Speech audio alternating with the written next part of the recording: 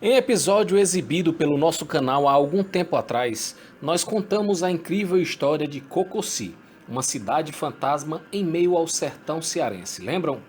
Muitos dos internautas que viram o nosso vídeo nos sugeriram que fizéssemos uma matéria contando a história de Fordlândia, a famosa cidade fantasma americana erguida em território brasileiro. Decidimos então narrar os acontecimentos que motivaram a criação e a ruína daquela que chegou a ser a terceira cidade mais importante da região norte do Brasil. E vamos ao vídeo. Durante o século XIX, com a alta na demanda mundial por automóveis, o mundo passou por um período de forte dependência de uma matéria-prima abundante no Brasil, a borracha. Nessa época, praticamente toda a borracha natural consumida no mundo era produzida na Amazônia brasileira, levando tal produto a competir diretamente com o café na formação do PIB brasileiro. Durante esse período, impulsionado pelo ciclo da borracha, observou-se um forte desenvolvimento da região norte do Brasil. Pessoas eram convencidas através de promessas de rápida evolução financeira e levadas de outros estados, especialmente do Ceará, para trabalhar nos seringais amazônicos. Esses heróis, que se doaram em nome do crescimento do país, ficaram conhecidos como os soldados da borracha. No ano de 1876, Henry Alexander Wickham, um inglês que estava a serviço do Royal Botanical Garden de Londres, visitou a Amazônia brasileira, de onde extraiu 70 mil sementes de seringueiras e as contrabandeou para a Inglaterra. Esse foi um dos maiores casos de biopirataria da história mundial. Essas sementes produziram 2.700 mudas que posteriormente foram plantadas em colônias britânicas na Malásia, que deram origem a extensos seringais de cultivo de borracha.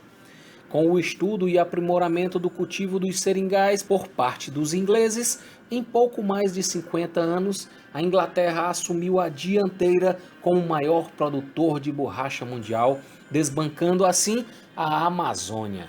Essa concorrência dos ingleses gerou efeitos desastrosos na economia da região amazônica, que continuava com a prática do extrativismo predatório dos seringais nativos.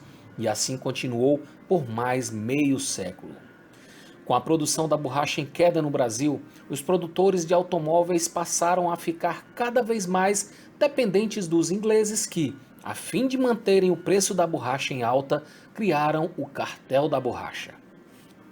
O visionário Henry Ford, proprietário das indústrias Ford, o maior fabricante de automóveis à época, temendo ficar desabastecido de borracha, uma das principais matérias-primas para a produção dos seus veículos, começou a fazer planos para produzir sua própria borracha e assim continuar a manter o preço dos seus produtos em valores competitivos.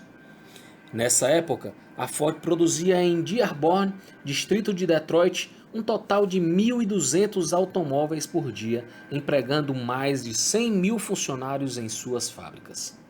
Ford escolheu a Amazônia brasileira para investir devido ao seu histórico anterior de líder na produção mundial de borracha. O local específico escolhido para o projeto foi o Vale do Tapajós, pois fora dali que foram extraídas as 70 mil sementes por parte de Henry Wickham, que foram levadas para Londres. Sendo assim, no ano de 1927, Henry Ford pagou um total de 125 mil dólares a Jorge Dumont Villares para adquirir uma extensa área com 1 milhão de hectares. Ford também teve que convencer o poder público local acerca de seus planos para a região. Com a atuação convincente dos executivos americanos, o projeto foi, enfim, autorizado pelo então governador do Pará, Dionísio Bentes, e aprovada pela Assembleia Legislativa em 30 de setembro de 1927. Uma vez adquiridas as terras e após o desembaraço das questões políticas e burocráticas, o passo seguinte foi o de construir a cidade que iria dar suporte à plantação. O nome escolhido para batizar a cidade foi Fordlândia, que foi erguida à margem direita do rio Tapajós, na bacia do rio Cupari. Em dezembro de 1928, 2 navios, o Lake Ormoc e o Lake Farg fizeram o transporte dos componentes para estruturar a nova cidade. O americano Einar Oxholm foi escolhido por Henry Ford para dirigir a empreitada da Fordlândia, uma espécie de prefeito da nova cidade. Sob seu comando, operários brasileiros puseram-se a trabalhar incansavelmente na construção daquela que iria se transformar em pouco tempo na terceira cidade mais importante da Amazônia, oferecendo aos seus habitantes, além de moradia de qualidade, hospital, escolas, água encanada, cinema, luz elétrica, porto, oficinas mecânicas, depósito, restaurante, campo de futebol, igrejas, hidrantes nas ruas e emprego, coisas que pouquíssimas cidades da região dispunham na época. Em ritmo acelerado, Fordlândia foi brotando no meio da selva. A caixa d'água, símbolo da presença da Ford na Amazônia, foi trazida encaixotada dos Estados Unidos, montada e colocada em ponto estratégico para que pudesse ser vista por todos que ali aportassem.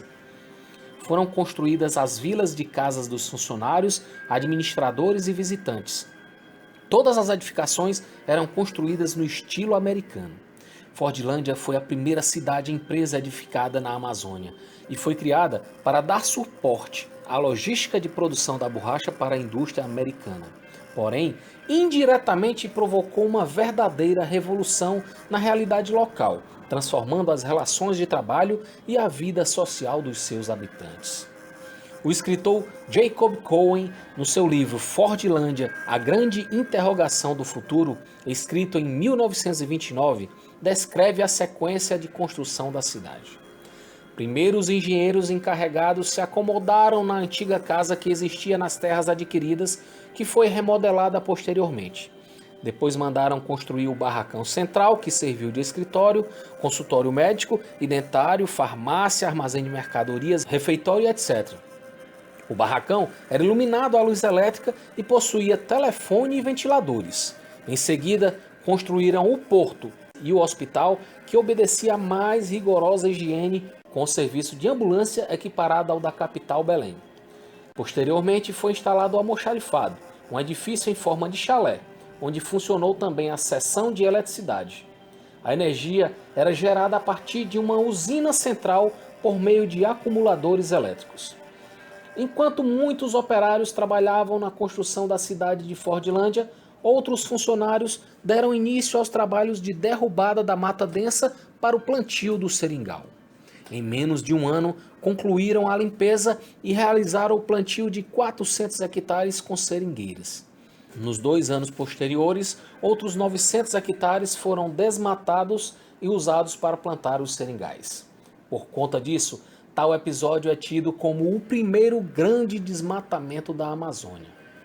Com o avanço das atividades de desmatamento, os americanos decidiram fazer uma seleção das árvores antes de submeter ao descarte através da queima.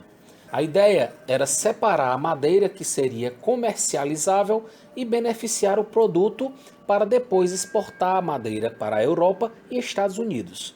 Com isso, esperavam compensar um pouco o investimento que estavam fazendo. Porém, a atividade demonstrou-se inviável, além de atrapalhar o avanço rápido da plantação. Por esse motivo, essa ideia foi abandonada ainda em 1929. Para essa atividade, a companhia tinha instalado aquela que foi considerada, à época, a maior serraria de toda a América Latina e que depois ficou subutilizada, somente beneficiando madeira para a construção dos galpões e casas dos operários e produzindo lenha para as caldeiras, o que foi considerado o primeiro fracasso de Fordlândia. Nos anos seguintes, os americanos foram se deparando com problemas cada vez maiores. A topografia montanhosa e o solo predominantemente arenoso de Fordlândia dificultavam o cultivo mecanizado, elevando o custo de implantação do seringal. Além disso, o clima com umidade relativa do ar elevada favoreceu o ataque do inimigo número 1 da seringueira na Amazônia, o mal das folhas, doença causada pelo fungo Microcyclus ulae, até então desconhecido dos americanos de Fordlândia. Como os americanos não conheciam o fungo que provocava o mal das folhas, eles não estavam preparados para combatê-lo. Como resultado, o referido fungo praticamente dizimou todo o seringal implantado nos primeiros anos, gerando um imenso prejuízo financeiro para Henry Ford. Outro grande problema que descobriu-se tardiamente foi que Fordlândia ficava praticamente inacessível a grandes embarcações nos períodos de seca. Em outras palavras, o transporte de produto de Fordlândia até Belém, trajeto que durava cerca de 4 dias de barco, ficava inviável durante 2 a 4 meses por ano devido ao baixo nível de águas do rio Tapajós.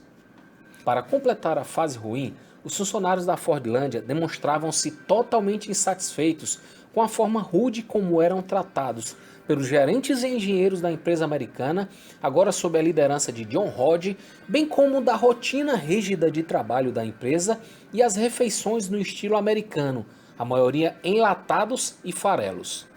Como não obtiveram respostas satisfatórias para as suas reclamações e cada vez mais lhes eram impostas mais regras e menos benefícios, a insatisfação evoluiu para a revolta e os funcionários decidiram entrar em confronto com os americanos. Como eram muitos os funcionários da Fordlândia, os americanos tiveram que fugir rapidamente, escondendo-se no meio da selva durante 2 dias. Enquanto isso, os revoltosos promoviam um verdadeiro caos em Fordlândia, queimando papéis da empresa, destruindo caminhões, tratores, jogando veículos no rio, ateando fogo em prédios e gritando palavras de ordem: "O Brasil para os brasileiros! Matem todos os americanos!"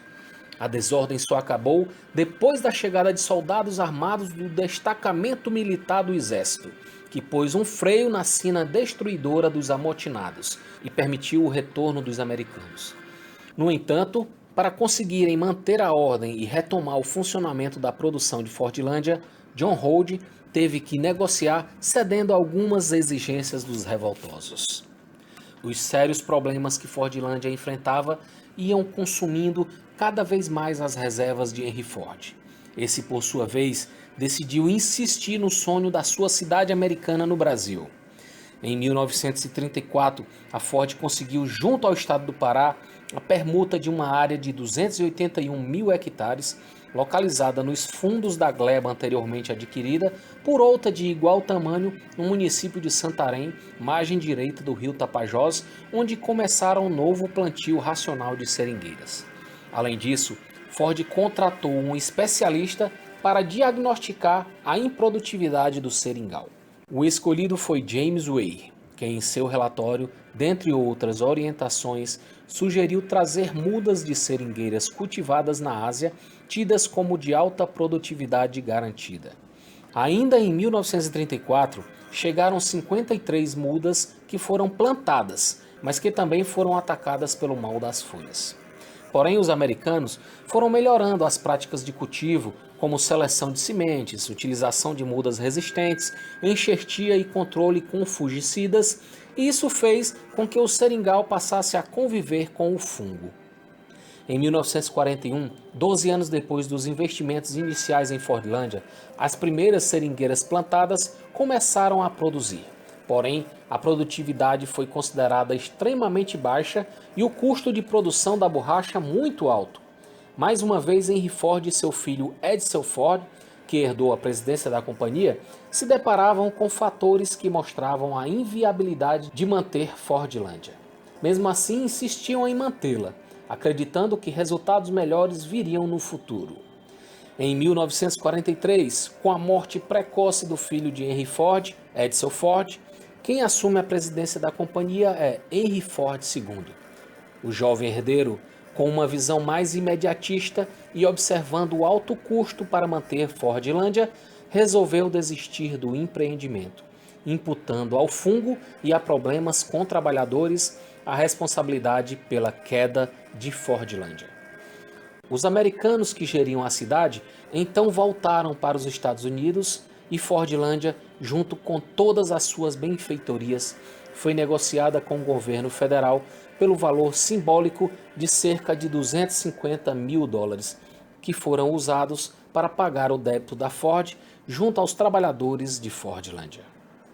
Por esse valor simbólico, o governo federal recebeu 6 escolas, 2 hospitais, patrulhas sanitárias, captação, tratamento e distribuição de água, usinas de força, mais de 70 mil quilômetros de estradas bem conservadas, 2 portos, estação de rádio e telefonia, 2.000 casas para trabalhadores, 30 galpões, centro de análise de doenças e autópsias, 2 unidades de beneficiamento de látex, vilas de casas para administração, departamento de pesquisa e análise de solo, além de mais de 5 milhões de seringueiras plantadas.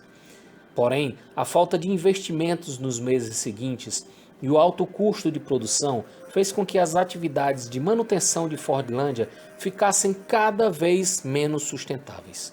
E muitos de seus moradores foram abandonando a cidade, transformando-a numa verdadeira cidade fantasma em meio à selva amazônica. Durante os 18 anos de existência e atividade de Fordlândia, estima-se que foram investidos pela Ford mais de 20 milhões de dólares. Por ironia do destino, Henry Ford, seu idealizador, morreu pouco mais de um ano depois do fechamento de Fordlândia.